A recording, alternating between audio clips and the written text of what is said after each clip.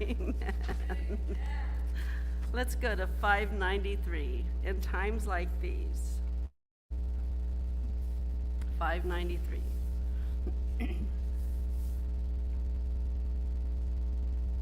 Huh? Oh, hi. That's blessed to have you back. I'm glad you're well.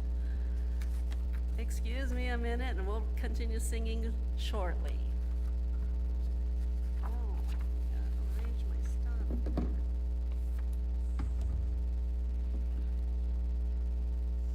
I know that we have a full service later, so I wanted to get started just a little early. I want to share some things with you this morning that I guess I don't really need to share, but as part of my testimony, I would like to share them because they indicate how I try to live my life. And I want to suggest that while my life has had a lot of mistakes, that I made some decisions a long time ago that I think were good. It's been about 33 and a half years ago when I made a decision to do two things. Number one, never send in a resume for a job. In other words, never apply for a job. And the second thing was, if anyone offered me a job, at least within the bounds of, Christian duty, that I would accept it.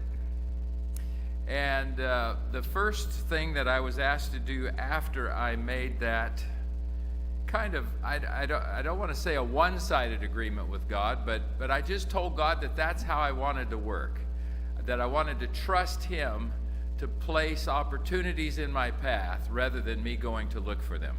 And the first opportunity that came was to be the director of the kindergarten at the PUC church. And that was not at all what I had in mind. But following along with what I believed was a reasonable agreement with God, for 2 years I did that, which wasn't necessarily in my wheelhouse, but the fact that it was 2 years and not one, I guess, says that it was somewhat successful. Well, not too long ago, just, a few months ago, I got an email from our conference president, Mark Woodson. And it was shocking, to be honest. It was just shocking because he said the Pacific Union College Church is open and your name has been put forward. And he said, it's not a big deal. There are 40 names. So, don't get too excited about getting that job. Well, immediately I thought, oh my, this could be terrible. Because, I don't want to say too much, but the churches in this conference aren't all alike. And this church, I feel so at home here. And that church would be a challenge, let me put it that way. I called my son and I said, the strangest thing happened, and I told him, and he said, the first thing he said was, do they know who you are? That's an exact quote. Do they know who you are? Everyone that loved me said, don't be a fool, George. That's just not a fit for you. But in keeping with my 33-and-a-half-year-old agreement with God, I said I will not reject any offer out of hand. I must allow God to decide. So I turned in a resume at their request, and I'm happy to tell you that I just learned a few days ago that someone else got that job. And I want to tell you that God does control the events of this life. And if we put them into His hands, we are doing a smart and safe thing. He knew that that wasn't the job for me. I kind of figured that too, but I thought I'd let him decide. And praise God, he's decided. You know, I want to take this opportunity to also tell you that you are the best church I have ever seen.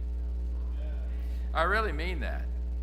I've got to tell you, I go to meetings with other pastors and whatnot, and always this or that conference president or union president says, I've got the best union in the North American division.